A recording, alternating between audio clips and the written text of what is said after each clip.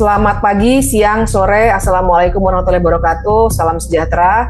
Kami dari CALS, Constitutional and Administrative Law Society, atau Masyarakat Hukum Tata Negara dan Hukum Administrasi Negara, membuat video rekaman ini untuk memberikan atau urun rembuk terhadap rute gerakan yang awalnya kita semua tahu dimulai dari putusan Mahkamah Konstitusi nomor 60 dan nomor 70 yang akan mengubah konstelasi untuk Pilkada November 2024 nanti, namun di tengah jalan dibegal oleh DPR dalam upaya untuk membuat RUU Pilkada dalam hanya waktu 24 jam.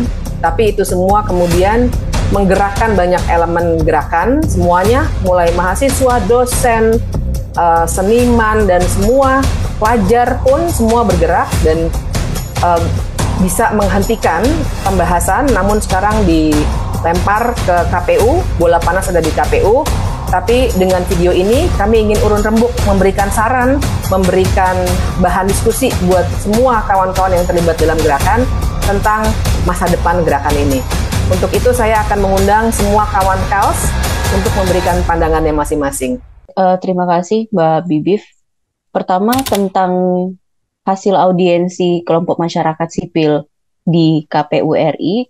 Hari Jumat kemarin kami diterima oleh Ketua KPU Afif, Pak Afifuddin, kemudian dua komisioner KPU yang lain juga.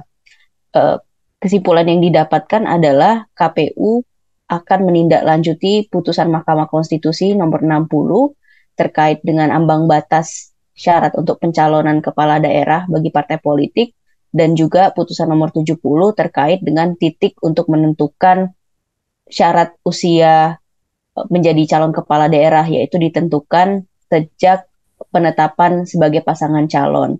Namun ini semua bukan akhir dari advokasi, belum menjadi satu kesimpulan dan juga satu aturan yang berkekuatan hukum yang mengikat. Karena di hari Senin nanti KPU akan berkonsultasi dengan DPR terkait dengan revisi PKPU atau peraturan KPU tentang pencalonan. Masih belum ada kepastian hukum di dalamnya, meskipun pada saat forum KPU sudah dikonfrontir untuk memastikan apakah akan mematuhi dua putusan MK tersebut, termasuk juga mengadopsi pertimbangan hukum dari putusan nomor 70 terutama, karena amarnya menolak permohonan pemohon, tetapi Mahkamah memberikan gambaran syarat, penentuan syarat usia itu ada di titik yang mana seperti itu.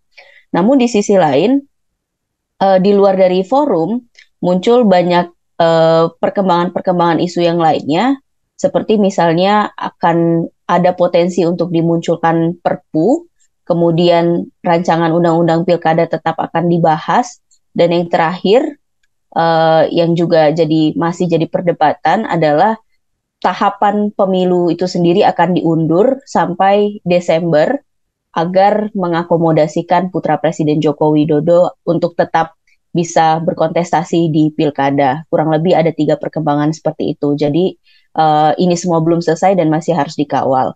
Kemudian yang kedua adalah saya juga mau report tentang kondisi massa aksi yang ditangkap oleh aparat keamanan, kepolisian, dan juga TNI terutama. Terakhir, berdasarkan data dari Tim Advokasi untuk Demokrasi atau TAUD, ada 7 massa aksi di Jakarta yang mengalami kekerasan dan juga tercatat 10 jurnalis mengalami luka-luka. Lalu setidaknya ada 105 massa aksi yang ditangkap dan juga digelandang ke Polres Jakarta Barat terakhir pukul 5 sore kemarin, dan 159 massa aksi yang ditangkap ke Polda Metro Jaya. Untuk saat ini massa aksi yang lain sudah dibebaskan, tapi masih ada 19 massa aksi yang ditetapkan sebagai tersangka karena akibat perusakan fasilitas umum, melawan kekuasaan negara, dan juga melawan aparat, dan ada beberapa pasal lainnya juga yang terkait dengan penyampaian pendapat di muka publik. Penegakan hukum seperti ini harus dikawal karena ini mencerminkan satu excessive use of power dari kepolisian dan juga ada TNI di dalamnya, yang mana akan terkait dengan perluasan kewenangan TNI dan Polri dalam Hankam di dalam RUU Polri dan juga RUU TNI. Jadi isu tentang aparat keamanan di sini tidak hanya sebatas terkait dengan pengamanan pada saat demonstrasi dan juga bagaimana aparat keamanan menghadapi massa, tetapi lebih jauh dari itu berkaitan dengan RUU Polri dan RUU TNI yang akan lebih memberikan kekuasaan yang eksesif bagi dua instansi ini, tetapi minim pengawasan. Bismillahirrahmanirrahim. Mbak Bibip, terima kasih. Yang pertama, kita mesti membangun pemikiran bahwa isu pilkada dan putusan MK ini sebenarnya hanya satu yang sekarang meledak, membangkitkan semacam semangat perlawanan dari publik. Tetapi bukan berarti jika persoalan ini pun toh selesai dalam arti kemudian nanti KPU mengeluarkan peraturan KPU yang sejalan dengan putusan MK di putusan 60 tentang ambang batas maupun putusan 70 tentang syarat umur, kemudian perjuangan ini selesai. Satu, itu memang kemenangan publik, kemenangan kita berhadapan dengan kezaliman rezim. Tapi pada saat yang lain, kita tetap harus merawat semangat bahwa putusan MK dan masalah pilkada yang muncul, respon dari DPR, dan sebenarnya juga respon pura-pura dari istana, itu adalah hanya rangkaian modus kejahatan yang selama beberapa waktu terakhir, boleh kita sebut barangkali 5-10 tahun terakhir dilakukan oleh rezim. Dan yang paling mengganggu bagi saya, mungkin juga kita, adalah bagaimana kemudian kalau orang mengatakan bukan orangnya ya, tapi nilai-nilainya. Jokowisme itu membawa nilai-nilai yang merusak tatanan berdemokrasi kita. Bagi kami, kita yang bergiat di bidang hukum tata negara, hukum administrasi negara, seakan-akan konstitusi itu dilecehkan dalam banyak kesempatan. Dan kemudian negara hukum, Rekspart, itu kemudian digeser menjadi negara kekuasaan maksa. Apa makna suatu aturan, apa makna undang-undang, bahkan konstitusi, itu dihambakan kepada kepentingan kekuasaan, lebih spesifik lagi, kadang-kadang diartikan untuk kepentingan keluarga. Karena itu memang Jokowisme semacam ini harus kita lawan. Lagi-lagi bukan karena orangnya, tetapi karena memang nilai-nilai penistaan, pelecehan terhadap konstitusi itu yang tidak boleh kita biarkan.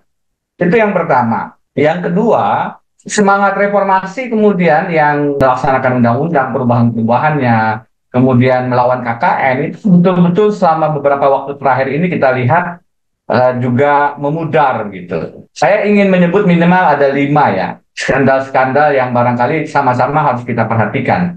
Pertama, pelecehan konstitusi itu paling nyata lewat cawe-cawe gate. Tidak ada aturan yang memungkinkan seorang presiden masuk ke dalam pemilu dan berpihak yang kelihatan, meskipun putusan MK-nya secara formal mengatakan tidak terbukti, tapi sebenarnya tidak terbukti bukan berarti tidak terjadi. Saya lebih sependapat dengan 3 dissenting opinion Hakim Konstitusi yang menunjukkan memang ada keterlibatan ketidakadilan kecurangan dalam Pilpres 2024, dan itu salah satunya karena cawe-cawe. Saya menyebutnya cawe-cawe gate. Yang kedua, kita sama-sama paham dengan Mahkamah Keluarga Gate, putusan 90, yang memberi ruang kepada Gibran yang kemudian menjadi wakil presiden. Yang ketiga, Mahkamah Agung Gate, yang memberi ruang kepada Kaisang sebelum putusan 90 juga maju, dan kalaupun sekarang tidak maju karena berbagai penolakan dan desakan dari civil society. Yang keempat, yang saya ingin garis bawahi adalah KPK Gate. Bagaimanapun KPK di samping MK itu adalah hasil reformasi yang betul-betul menjadi tiang perjuangan anti korupsi kita.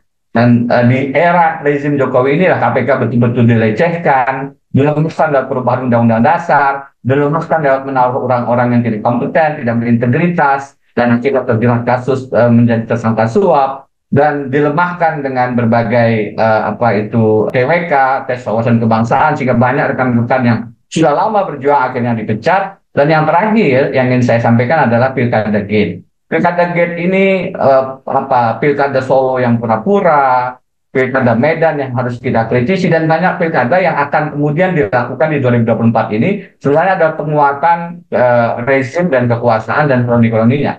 Semua ini sebenarnya adalah satu pelecehan terhadap daulat rakyat. dan karenanya kita harus sama-sama melakukan perlawanan. Nanti akan dijelaskan oleh teman-teman yang lain bagaimana banyak produk legislasi yang sudah atau yang akan diluncurkan sebenarnya adalah bagian dari manipulasi proses legislasi untuk kepentingan rezim kekuasaan, untuk kepentingan bisnis kekuasaan, dan tidak ada sebenarnya kepentingan publik di dalamnya. Nah itu, meskipun besok misalnya menjelang pilkada, putusan MK itu kemudian dihormati, itu adalah satu langkah kemenangan yang tidak boleh membuat kita berhenti terus melakukan perjuangan.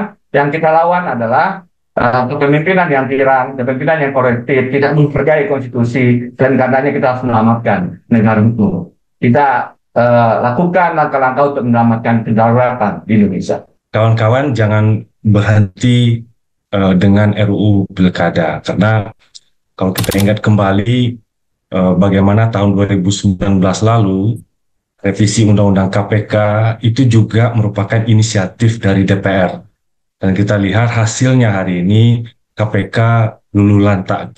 Kita harus semakin cermat dengan berbagai usulan rancangan undang-undang yang muncul dari DPR, karena bisa jadi itu bukan kepentingan rakyat yang sedang dibawa, tapi kalau kita lihat polanya sekarang itu adalah kepentingan untuk memperbesar kekuasaan eksekutif. Kita lihat misalkan sekarang revisi Undang-Undang Pilkada dan berbagai macam usulan revisi undang-undang yang lain, termasuk revisi Undang-Undang MK, RUU tentang DPA, Dewan Pertimbangan Agung, yang akan mengembalikan kembali lembaga yang sudah dihilangkan di dalam Undang-Undang Dasar. Bahkan kalau kita lihat, mengganti One Team Press menjadi Dewan Pertimbangan Agung itu menunjukkan spirit otoritarianisme Orde Baru sebenarnya, karena itu adalah spirit yang menyimbolkan satu lembaga yang eksis pada masa Orde Baru yang mau secara simbolik dihadirkan kembali dalam masa sekarang ini. Belum lagi kalau kita lihat RUU TNI, RUU Polri, belum lagi kita lihat RUU Kementerian, RUU Penyiaran, semuanya itu usulan inisiatif DPR. Jadi DPR sekarang terlihat sebagai proksi sebenarnya bagi kepentingan pemerintah. Dan itu bisa terjadi karena memang ketua-ketua partai politik itu sudah dijadikan sebagai menteri ya, ditunduk di bawah kekuasaan presiden sebenarnya. Bahkan terakhir-terakhir ini bukan lagi ketua partai yang dijadikan menteri, tetapi menteri yang dijadikan sebagai ketua partai politik. Dengan begitu kemudian eksekutif presiden mudah sekali mengendalikan DPR untuk melancarkan berbagai macam undang-undang yang sebenarnya adalah kepentingan dari eksekutif. Tapi kemudian kita lihat ketika undang-undang itu berproses berjalan, presiden seakan-akan lepas tangan dan menganggap itu sebagai kewenangannya dari lembaga DPR. Padahal setiap undang-undang itu adalah produk bersama antara presiden dengan DPR. Jadi jangan berhenti dengan keberhasilan kecil. Kalau misalkan nanti kita berhasil untuk menghentikan revisi Undang-Undang Pilkada, tetap terus, paling tidak kita tetap berjuang sampai berakhirnya masa DPR periode sekarang ini, sampai dilantik nanti anggota DPR yang baru pada tanggal 1 Oktober 2024. Apa yang terjadi 2 hari ini memperlihatkan bahwa masyarakat, publik, seluruh kalangan kecewa terhadap penyelenggaraan pemerintahan di bawah naungan Presiden Joko Widodo. Kita tahu bahwa banyak produk hukum yang kemudian dilakukan secara ugal-ugalan, banyak produk hukum yang tidak dilakukan berdasarkan prinsip-prinsip penyelenggaraan pembentukan peraturan perundangan yang baik, banyak produk hukum yang kemudian dilakukan dengan kekerasan-kekerasan yang tidak mengacu kepada prinsip-prinsip nilai-nilai luhur yang terdapat di dalam konstitusi. Tentu melihat kondisi hari ini, paling tidak kita bisa menyatakan bahwa tuntutan reformasi yang telah disampaikan 26 tahun yang lalu dikhianati oleh rezim pemerintahan 10 tahun Presiden Joko Widodo. Kita tahu bahwa berbagai banyak peraturan perundangan itu dikhianati, dilakukan penerobosan di mana-mana tanpa adanya naskah akademik, dibuat secara praktis tanpa adanya pelibatan partisipasi masyarakat. Tentu kita sangat kecewa terhadap hal ini. Sebab dari banyak tuntutan-tuntutan yang disampaikan oleh publik lewat reformasi, hal itu tidak dilakukan secara baik dan juga secara etis oleh penyelenggara negara. Bahwa kita perlu kemudian mengkawal ini. Karena apa yang terjadi hari ini merupakan deretan-deretan kejahatan yang dilakukan oleh penyelenggara negara untuk merusak negara hukum dan juga merusak prinsip-prinsip konstitusi dan juga peraturan perundang-undangan.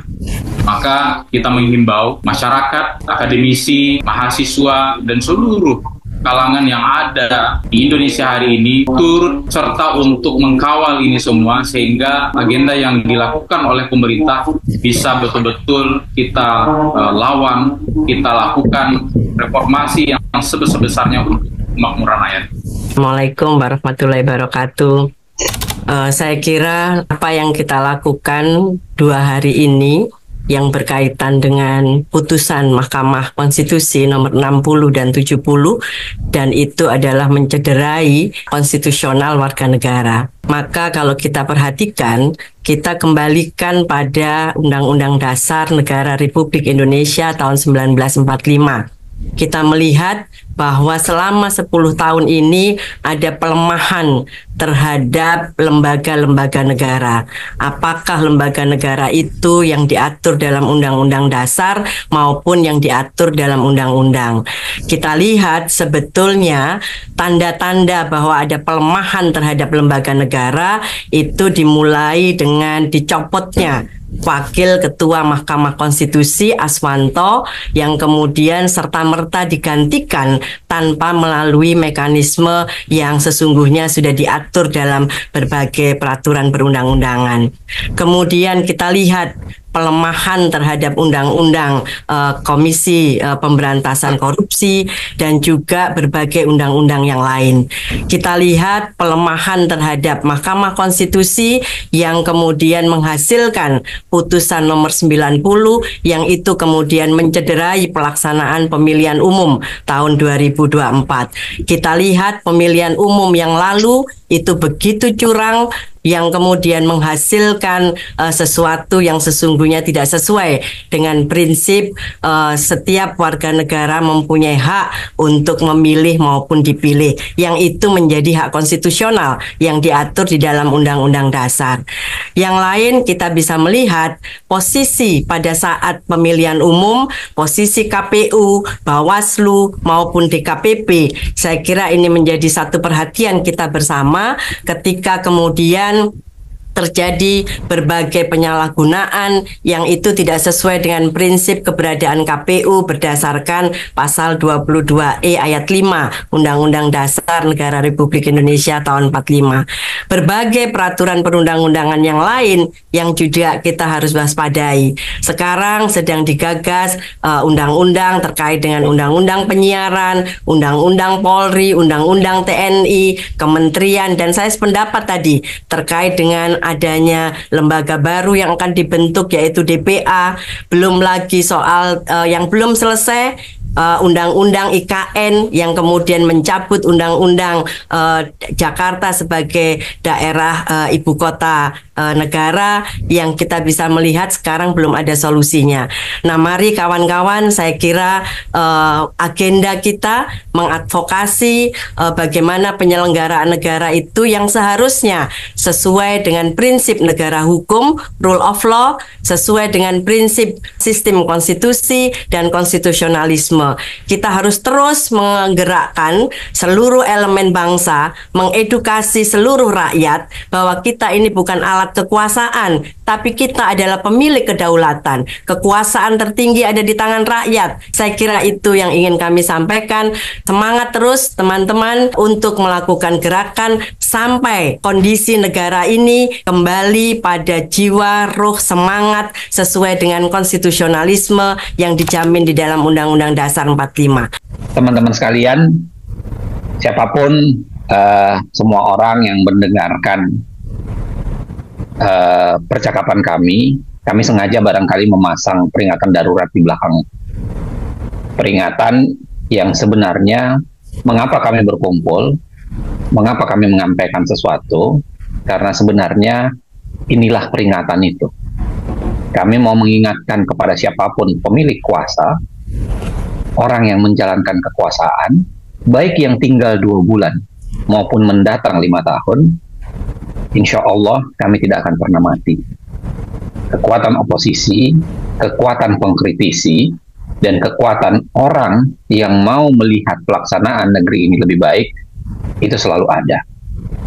Kami akan menjadi lebih banyak, kami akan terus mendorong kekuatan oposisi ini dan mengingatkan kalian bahwa selama demokrasi coba kalian rusak, selama kehidupan ketatanegaraan coba didistorsi, dan selama Anda melakukan kesalahan, kami terus akan melakukan hal yang sama. Kami terus akan mencoba melakukan hal peringatan, dan kami akan terus mencoba melakukan yang terbaik supaya Anda tidak melakukannya lagi. Terima kasih buat seluruh teman-teman yang sudah mau berkontribusi untuk memberikan peringatan pada negara ini. Tapi sekali lagi, ini adalah upaya kita untuk menyampaikan, siapapun Anda penguasa, ingatlah kami masih ada. Orang-orang harus dibangunkan. Organ yang lahir dari rahim konstitusi durhaka terhadap konstitusi.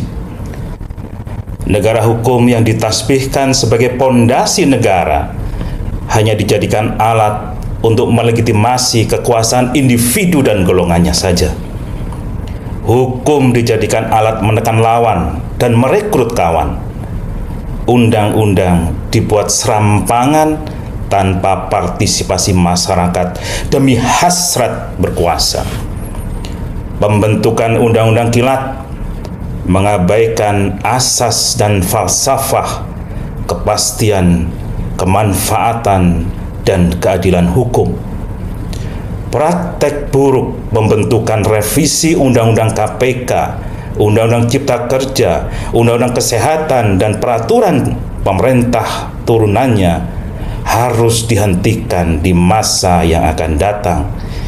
Jangan sampai menular pada rancangan undang-undang perubahan, undang-undang pilkada, rancangan undang-undang Polri, rancangan undang-undang TNI, dan rancangan undang-undang MK yang akan datang. Mari kita bersama bangun dari keterpurukan negara hukum Indonesia yang saat ini terpampang di wajah kita. Negara adalah saya, hukum adalah saya. Kira-kira itu yang kemudian hari ini kita temukan seperempat abad reformasi kita gulirkan. Cita-cita rule of law ternyata sudah berubah menjadi rule by law. Cita-cita negara Rechtsstaat ternyata sudah berubah menjadi Mahstat. Dan ini hanya terjadi dalam 10 tahun terakhir pemerintahan Jokowi. Produk legislasi ugal-ugalan dilakukan lagi dan lagi, dan itu dilakukan tetap selalu dengan pola yang sama di akhir masa periodisasi baik anggota DPR dan pemerintah.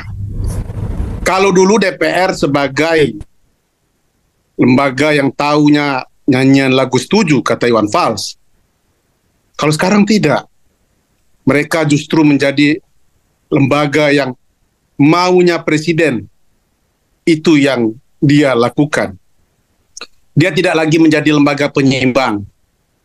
DPR lepas tangan atas keinginan rakyat, justru menjabat tangan presiden apa yang diinginkan oleh presiden. Dan itu terbukti.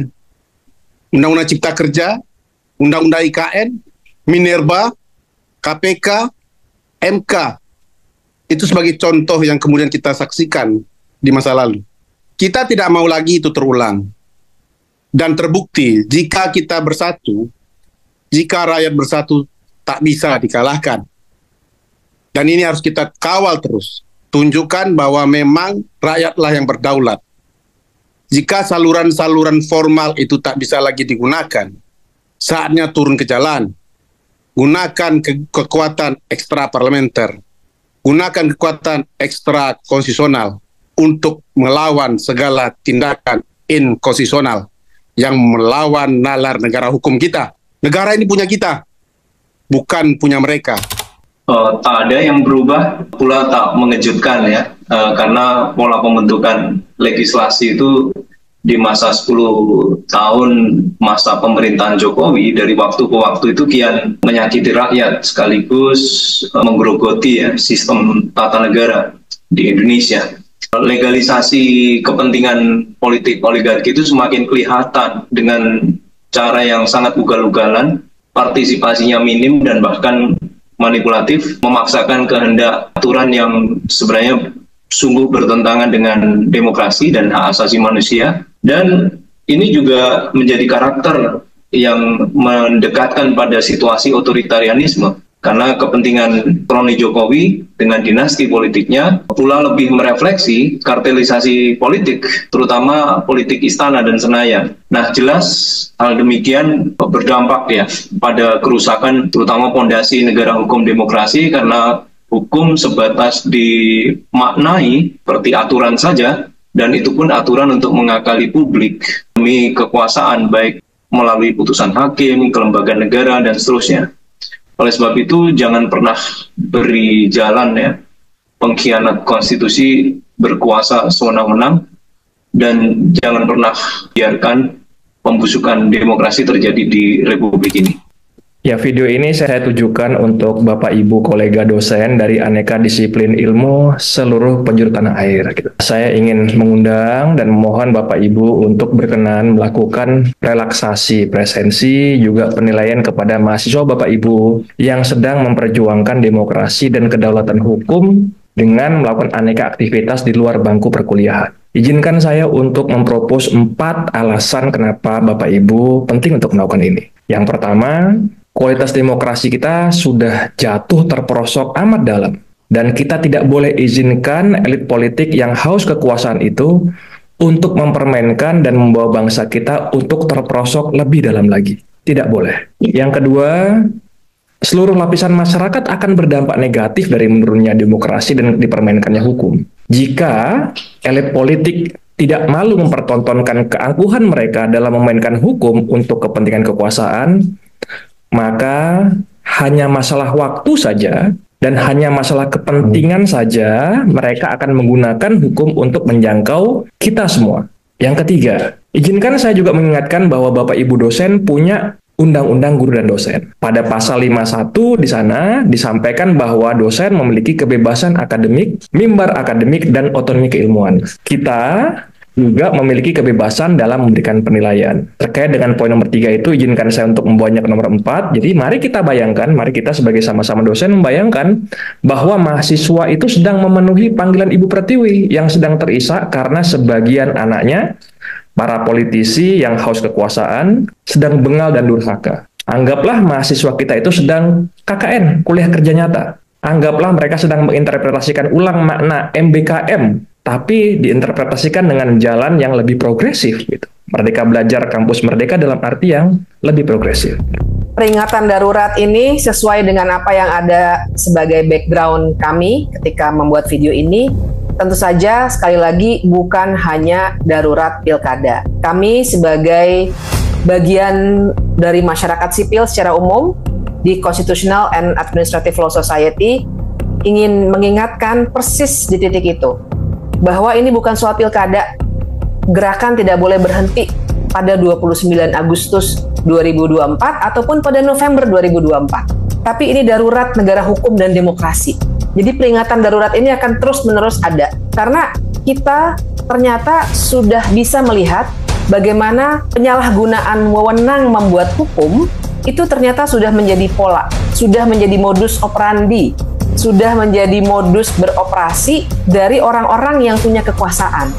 Padahal sebenarnya dalam negara hukum, dalam negara demokrasi, dalam Republik Indonesia, yang punya negara ini adalah warga. Jadi panjang umur perlawanan. Terima kasih, kami dari Constitutional and Administrative Law Society akan terus bergerak bersama kawan-kawan untuk memperjuangkan hak-hak kita. Assalamualaikum warahmatullahi wabarakatuh. Panjang umur perlawanan. Panjang umur perlawanan.